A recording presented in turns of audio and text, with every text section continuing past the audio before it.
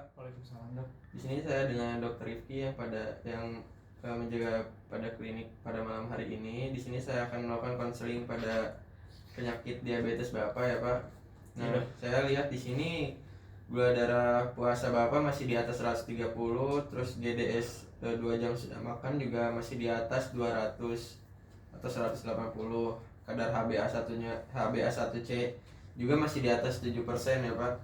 Nah, tujuan konseling ini juga yang pertama agar Bapak merasa lebih nyaman dan tidak mudah letih. Yang kedua, kadar glukosa darah Bapak sesuai target. Yang ketiga ada memperlambat komplikasi. Ya. Nah, ini juga ada 5 pilar Pak. Yang pertama ada edukasi. Bapak suka mengikuti seminar atau pernah mengikuti seminar tentang diabetes? Nggak pernah dok. Nggak pernah. Nah, di sini saya mau nanyain nih Pak, pengetahuan tentang diabetes. Apa sih diabetes itu Pak menurut Bapak? Sepengetahuan Bapak gitu. Setahu saya diabetes itu kencing manis ya dok ya.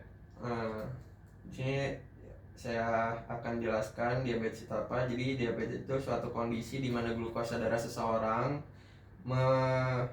meningkat di atas normal. Nah, itu bisa terjadi karena faktor organ dalam tubuh. Itu bisa jadi masalah pola makan, olahraga. Nah, dan gemuk juga bisa beresiko Pak buat diabetes. Nah, yang kedua ini ada tentang pola makan nih Pak. Bapak udah menjaga pola makan dengan sehat belum Pak? Udah dok, normal sih dok. Oh gitu, makan biasa. Iya. Kalau misalnya porsi makan cukup, porsi makannya gimana? Cukup sih dok. Cukup. Iya. Nah, suka nyemil gak? Nyemil suka dok, malam-malam kadang. Nyemil Kayak suka. roti gitu-gitu dok, snack. Nah, di sini saya akan menjelaskan tentang 3J. Jadi 3J itu ada jenis, jumlah, sama jadwal. Nah, yang pertama itu ada jenis. Nah, Bapak ini harus menghindari jenis makanan yang gula. Jadi gula itu makanan manis, minum manis, dan jeroan ya Pak. Oh iya dok. Nah, yang kedua adalah jumlah. Jumlahnya juga harus sesuai takaran dan kebutuhan. Misalnya Bapak mau makan yang manis-manis seperti rambutan. Nah, itu juga harus sesuai takaran dan kebutuhan. Misalnya rambutannya nggak boleh dari 20 biji. Maksimal 10 biji ya Pak. Kalau misalnya Bapak ingin makan manis atau minum manis gitu. Nah, yang ketiga ini ada jadwal. Nah, di jadwal ini Bapak setiap harinya makan berapa kali sehari? Makan 3 kali sehari. 3 kali sehari. Itu jam berapa aja Pak kalau boleh tahu? Pagi jam 7, siang jam 1, malamnya kadang jam 8 dok.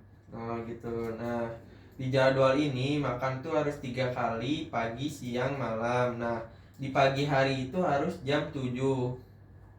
Minimal tuh jam 7. Pada siang hari jam 12. Dan malam itu jam 6 sore Pak. Oh iya dok. Jangan sampai lewat jam 6 sore. Soalnya kalau lewat dari jam 6 sore tubuh tuh udah kurang memproses makanan dengan baik.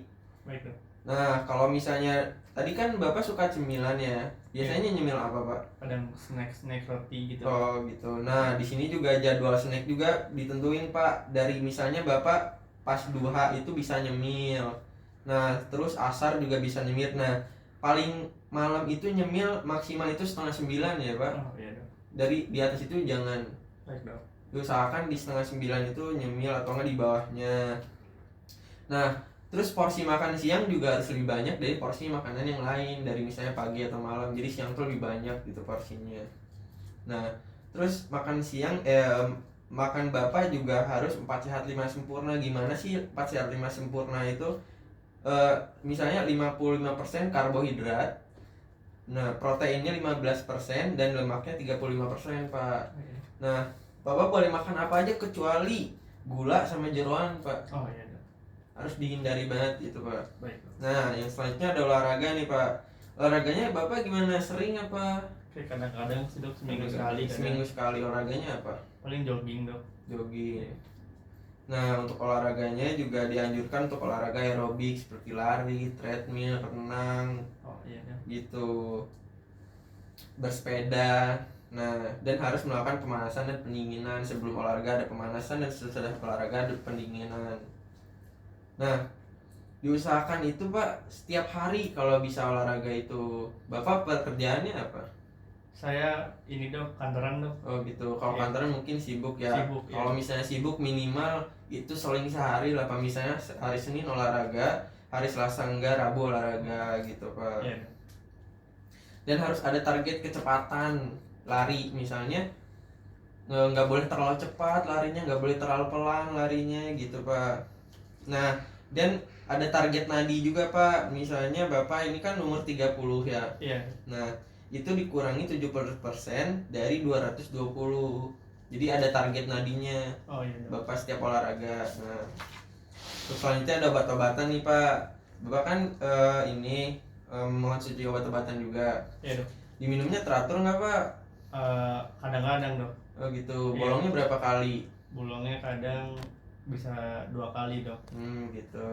Nah, obat ini juga harus secara teratur Pak diminumnya. Harus harus sinkron gitu Pak. Misalnya Bapak kan mengonsumsi metformin, Iya. itu kan harus diminum sesudah makan. Jadi nggak boleh diminum sebelum makan ya Pak. Iya dok. Harus harus sinkron. Terus Bapak juga minum obat ini juga ada tujuannya kan.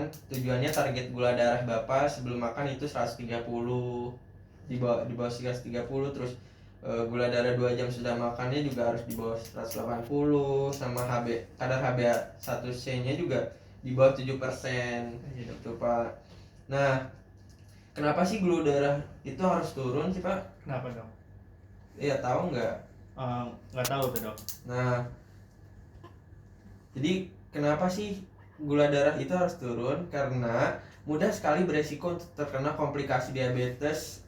Ada yang mengenai pembuluh darah kecil dan besar. Contohnya untuk pembuluh darah kecil itu ada gangguan mata, pendarahan, terus pendengaran kurang. Nah, untuk yang besarnya itu bisa stroke, serangan jantung, impotensi. Bapak belum sampai ke situ ya kan Pak? Iya dok, belum. Nah, mungkin itu saja yang edukasi yang bisa saya sampaikan. Semoga Bapak bisa teratur lagi ya ke depannya Pak. Baik dok. Terima kasih dok. Ya, sama-sama.